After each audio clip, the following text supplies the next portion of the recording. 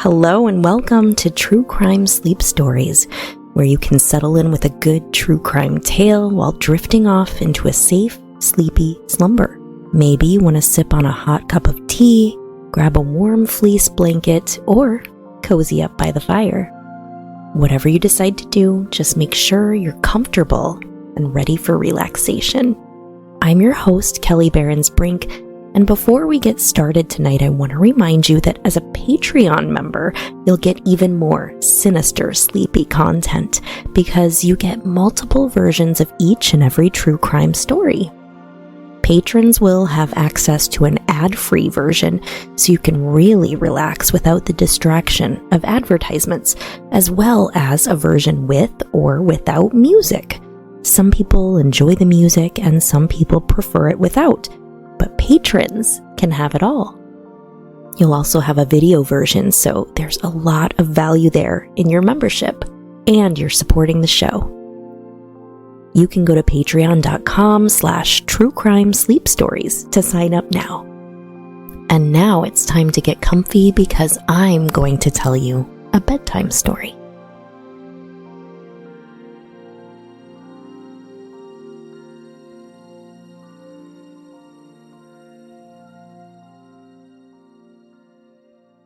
Since August 20th, 2007, at least 20 detached human feet have been found on the coasts of the Salish Sea in British Columbia, Canada, and beaches in Washington State and the US. These macabre discoveries have sparked a lot of interest among scientists and conspiracy theorists alike. Why would so many feet be lost in this unusual way? How did they get there? What happened to the rest of the bodies? The feet were usually found in shoes, which experts thought were responsible for both keeping the feet buoyant enough to eventually wash to shore and for giving the feet enough protection from decomposition to be found relatively intact. The most recent discovery was on January 1st, 2019, when people on Jetty Island in Everett, Washington called police to report a boot with a human foot inside, which medical examiners were able to match to a man named Antonio Neal, who had been missing since December 12, 2016. The 22-year-old man, who was very close to his family, went missing without a trace less than 2 weeks before Christmas 2016, never to be seen or heard from again.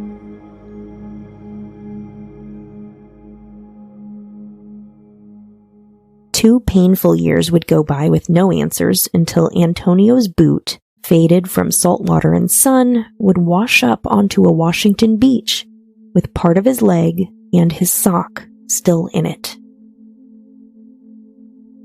Other than news that Antonio had been in an altercation with an unknown man the night prior to going missing, there have been no leads in Antonio Neal's still unsolved case.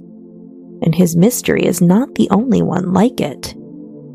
These foot discoveries are not the first ones on British Columbia's coast.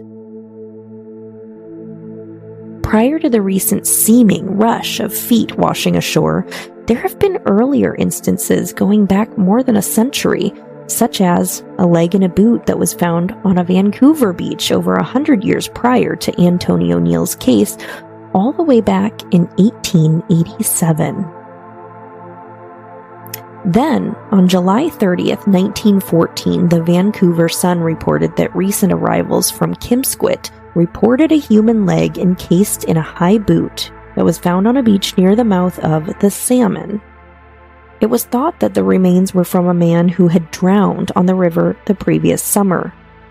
As of September 2018, 15 feet have been found in the Canadian province of British Columbia since 2007, and 5 in the U.S. state of Washington.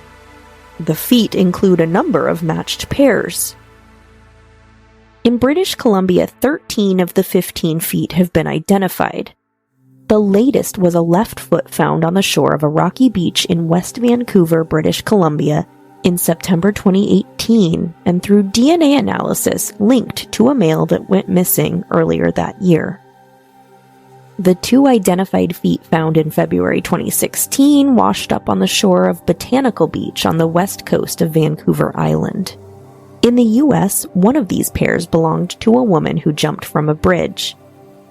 Of the 2 other U.S. feet identified, 1 foot belonged to a missing fisherman and the other of a depressed man who probably committed suicide. His identity has been withheld on request of his family. After the 5th foot was discovered of the 20, the story had begun to receive increased international media attention, with major headlines from newspapers such as the Melbourne Herald Sun, the Guardian, and the Cape Times in South Africa. The story elicited much speculation about the cause of the mystery, originating from morbid fascination with this type of subject, as stated by one scientist who identifies remains of victims.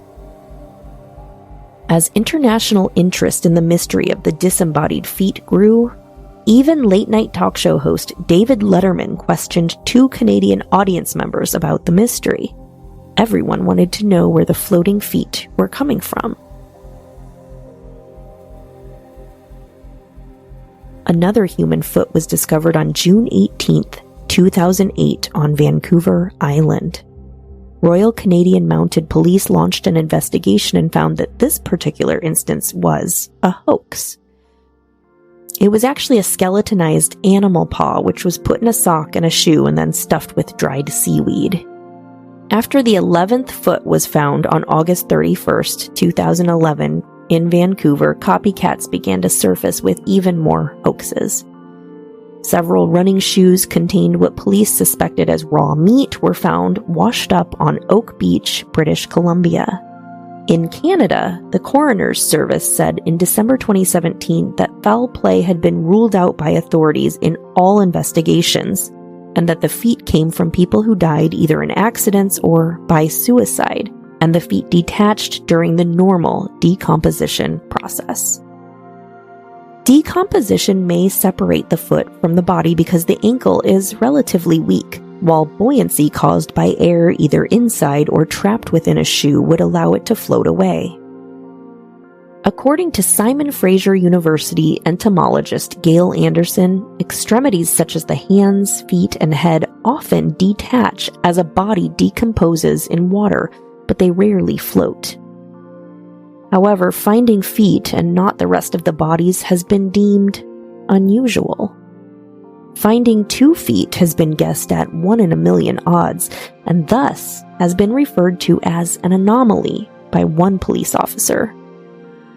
There's so much more to this story, and if you're still awake and interested, I highly recommend you Google this, or check out our show notes for more resources on the mystery of the severed feet. I'm Kelli Berensbrink, and this has been tonight's True Crime Sleep Story. Lock your doors, sweet dreams, sleep tight, and don't let the monsters bite. Good night.